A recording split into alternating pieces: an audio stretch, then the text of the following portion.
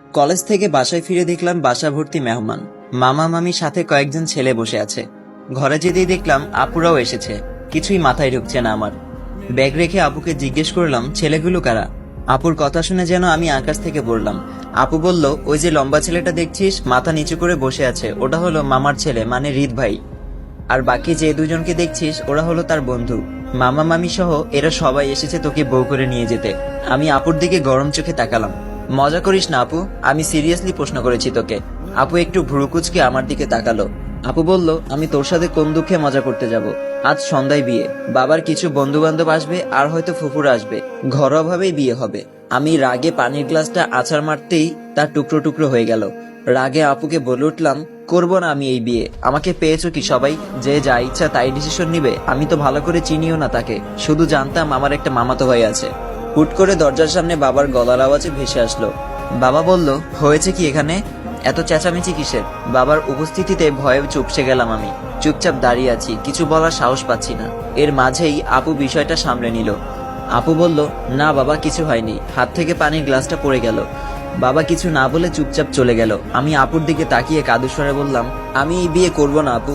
বিয়ের জন্য প্রস্তুতি চলছে, সন্ধ্যার পর বিয়ে। রাতটা এখানে থেকে পরদিন সকালে বউ নিয়ে রওনা দিবে সবাই। আজ কলেজ থেকে যখন আসছিলাম তখন অনেক প্ল্যান তৈরি করে ফেলেছিলাম। গ্রীষ্মের বন্ধ দিল 15 দিন, কত প্ল্যান ছিল। এই 15 দিন ঘুরবো ফিরবো, আনন্দ উল্লাস করে বেড়াবো। আর বাসায় ঢুকেই এমন হাই ভোল্টেজের শটটা খেলাম। নিরুপায় হয়ে মায়ের কাছে গেলাম, কিন্তু কেউ আমাকে বিশেষ গুরুত্ব দিল না। শুধু মামি একবার 2 হাতে ধরে কপালে চুমু দিয়ে বলল, আমার লক্ষ্মী বৌমা। আমি আবারও নিরুপায় হলাম, কেউ আমায় এতটা গুরুত্ব দিচ্ছে না। একটুও মনে হচ্ছে না আমার জন্য এত আয়োজন। আসার সময় খাম্বা মহাশয়, থুকু হৃদ ভাইয়ের দিকে আর চোখে কিছুক্ষণ তাকালাম। এটাই তাহলে আমার মামাতো ভাই? মা একটা লেহেঙ্গা নিয়ে আমার সামনে এসে দাঁড়ালো। আমি এখনো বসে আছি মুখ গোমড়া করে। মা আমাকে ওয়াশরুমে নিয়ে গেল। এরপর আপুকে বলল গরম পানি নিয়ে আসতে। এমনিতেও গরমকাল, তার উপর আবার গরম পানি, ব্যাপারটা একটু অসহ্যকর মনে হলো আমার কাছে। তবুও কিছু বললাম না। কেমন যেন একটা ঘোরের মধ্য দিয়ে সময়টা কাটছে আমার, নাকি এটা স্বপ্ন? একটু পর হুট করে ঘুম ভেঙে যাবে, এটাও বুঝতে পারছি না। আজ মনে হচ্ছে সেই একমাত্র প্রাণী যে কিনা কলেজ থেকে আসার পরই বিয়ের পিঁড়িতে বসতে হবে।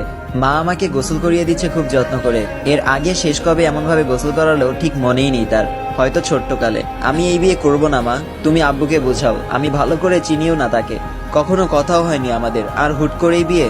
মা বলল, তাতে কি হয়েছে? বিয়ের আগে কি আমি তোর বাবাকে চিনতাম? বিয়ের পরই তো একে অপরকে ভালো করে চিনলাম আমরা।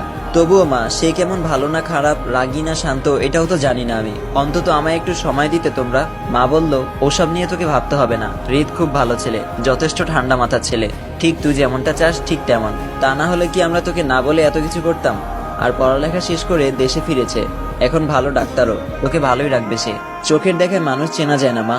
মা আর কিছু বলল না, আমাকে লেহেঙ্গা পরিয়ে আয়নার সামনে বসালো। সবাই আমাকে সাজাতে ব্যস্ত। আরশির এখনো বিশ্বাস হচ্ছে না একটু পর আরশির বিয়ে। আর যার সাথে আরশির বিয়ে হচ্ছে সে হলো হৃদ। হৃদ হলো আরশির মামাতো ভাই। সেই ছোটবেলায় দেখেছিল তাকে। চলুন গল্পে ফিরে যাওয়া যাক। এরপর আর আমাদের বাড়িতে আসেনি। আমি কয়েকবার মামার বাড়িতে গেলেও তাকে দেখতে পাইনি। পড়াশোনা নিয়ে বাইরে ছিল সে। এত বছর পর সামনাসামনি দেখার সুযোগ হলো, তাও আবার নিজের বর বেশে। আজ হৃদের ফ্রেন্ডগুলোর মতে একাকার সমন্বয় দুঃখ। হৃদের পিঠে থাপ্পড় দিয়ে বলল, শালা কোন জায়গায় বিয়ে করতে এলি? একটা শালি নেই তোর? আমাদের কি একটা হক নেই? খুব সাদামাটা ভাবে বিয়েটা সম্পূর্ণ হলো আমাদের। এরপর আসলো ঘুমানো নিয়ে দ্বন্দ্ব। কেউ বলছে নতুন বিয়ে করা দম্পতি বাড়ি ফেরার পরই ওই বাড়িতেই তাদের প্রথম রাত সম্পন্ন হোক। আবার মা বলল, তার ছোট মেয়ে আর কোনো মেয়ে নেই, বড় মেয়েটারও বিয়ে হয়ে গেছে, তাই সে চায় আমরা প্রথম রাতটা এই বাড়ি থেকেই শুরু করি। অবশেষে এই বাড়িতেই আমার রুমটা হালকা ফুল দিয়ে সাজিয়ে দুজনকে থাকার ব্যবস্থা করে দিল। আজ আরশির বাসর রাত, ভাবতেই হাসি কান্না সব একসাথে আসতে গিয়েও তালগোল পাকিয়ে ফেলছে। আরশির মতে এটা একটু বেশি বেশি হয়ে গেছে। একে তো হুট করেই বিয়ে দিয়ে দিল, আবার এখন নাকি বাসর ঘরও সাজালো। কেন, একটু সময় নিলে পারতো না তারা?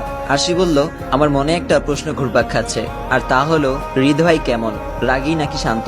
বিষয়টা আগে দেখতে হবে। আমাকে কোনোভাবেই দুর্বল হওয়া যাবে না, ভাবের উপর থাকতে হবে তার সামনে। কিছুক্ষণ পর হৃদের বন্ধুরা তাকে রুমে ঢুকিয়ে দিয়ে বাইরে দিয়ে বন্ধ করে চলে গেল। মানুষটা রুমে প্রবেশ করতেই আমার সব সাহস মুহূর্তেই হাওয়া হয়ে গেল। তবুও বুক ফুলিয়ে একটা নিঃশ্বাস নিয়ে সাহস সঞ্চয় করলাম। এরপর সে কাছে আসতেই পটপট করে বলতে লাগলাম, দেখুন আপনি আমার সামনে আসবেন না, আমি এসবের জন্য মোটেও প্রস্তুত নই। ফ্যামিলি হুট করেই জোর করে আমাকে বিয়ে দিয়েছে। দেখুন প্রেম ভালোবাসা এইসব তৈরি